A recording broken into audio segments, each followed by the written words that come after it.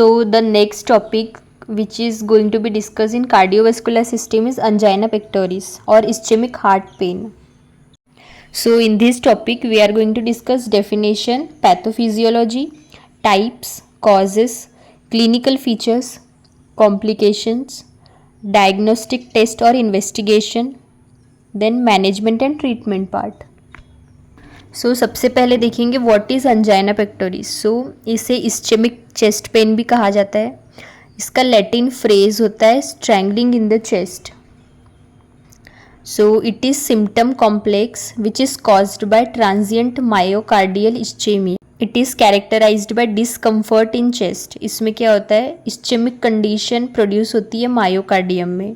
So it is clinical syndrome which is characterized by pressure or pain in the center of chest behind the sternum bone.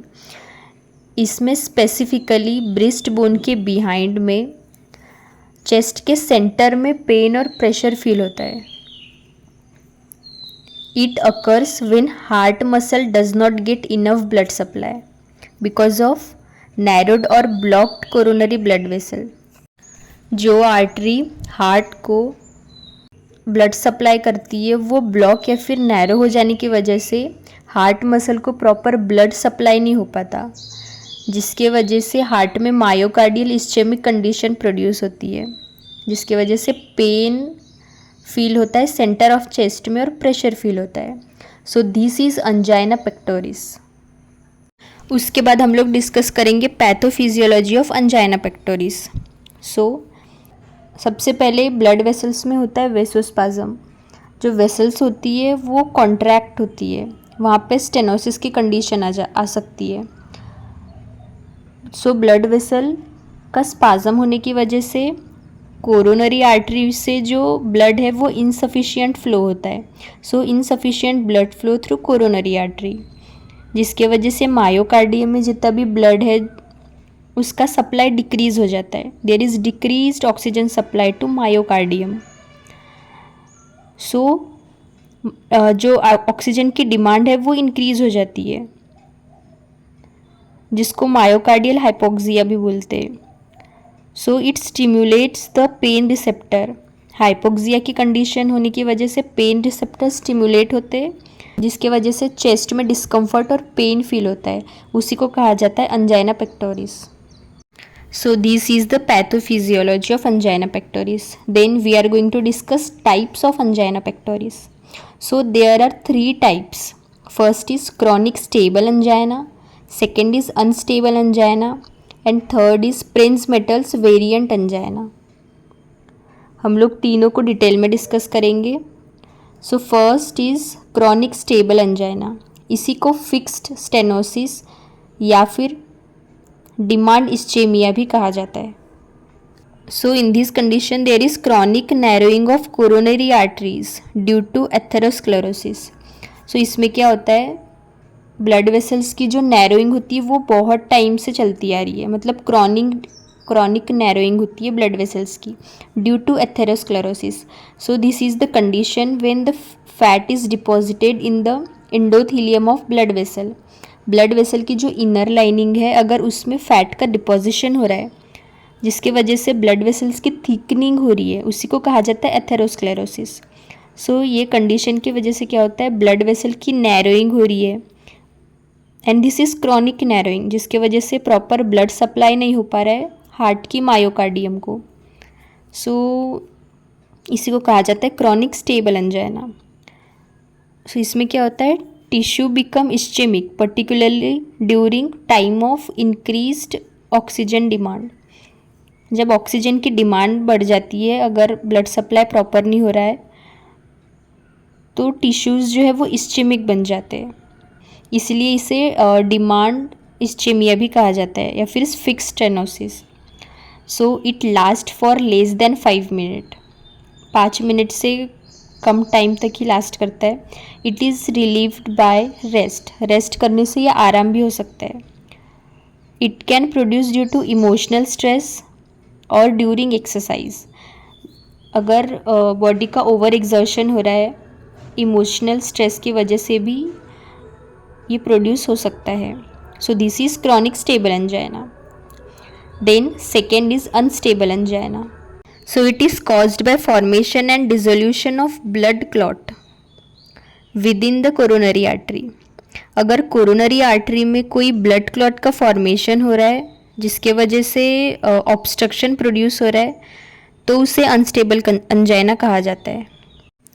जैसे कि हमने discuss करा था कि अगर blood vessel के अंदर फैट का डिपोजिशन हो रहा है इंडोथीलियम में तो एथेरोस्क्लेरोसिस की कंडीशन पॉसिबल है.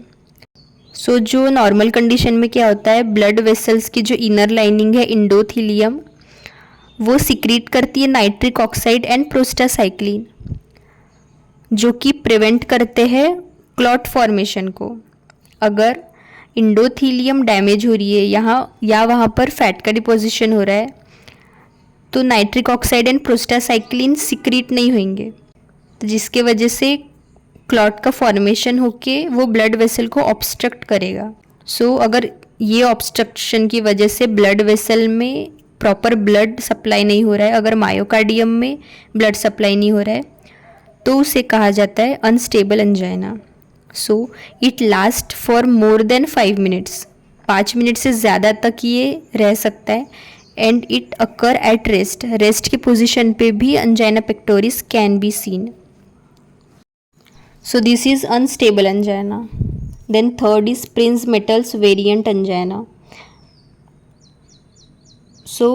It results from coronary vasospasm which is temporarily reduces coronary blood flow.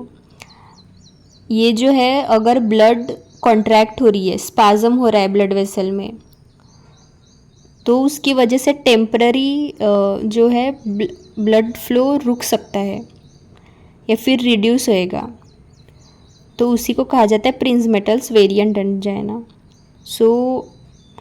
इसमें ब्लड वेसल्स की नैरोइंग हो जाती है.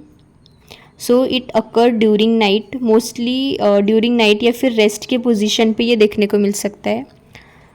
It can occur due to dysfunctional coronary vascular endothelium. These are all 3 types of angina pectoris. Then उसके बाद हम लोग discuss करेंगे causes of angina pectoris. There are many causes, उसमें हम लोग कुछ कॉजेस डिस्कस करेंगे. First is age. विमेन अगर अबव 55 ईयर्स ऑफ एज है और अगर मेल्स में अबव 45 ईयर्स ऑफ एज है तो चांसेस इंक्रीज रहते हैं अंजाइना पेक्टोरिस होने के. Then second is atherosclerosis. जैसे कि हमने पहले डिस्कस किया कि ब्लड वेसल की इंडोथीलियम में फैट का डिपोजिशन हो जाता है, उस कंडीशन को कहा जाता है एथेरोस्क्लेरोसिस. अगर ये कंडीशन आ रही है तो इसके वजह से हो सकता है एंजाइना.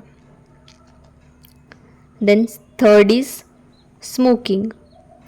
स्मोकिंग की वजह से क्या होता है, इंडोथीलियम जो है वो डैमेज होती है और उसमें फैट के डिपोजिशन का जो चांस है वो इंक्रीज़ हो जाता है जिसकी वजह से क्लॉट फॉर्मेशन भी इंक्रीज़ होता है. तो हमने देखा था टाइप्स ऑफ अंजाइना, तो स्टेबल एंड अनस्टेबल अंजाइना के लिए ये कॉजेटिंग फैक्टर है. Then fourth is obesity. Obesity it promotes atherosclerosis and it promotes hypertension. Then diabetes mellitus. Cholesterol level अगर ब्लड में बढ़ रहा है तो it can lead to angina pectoris. Then high blood pressure.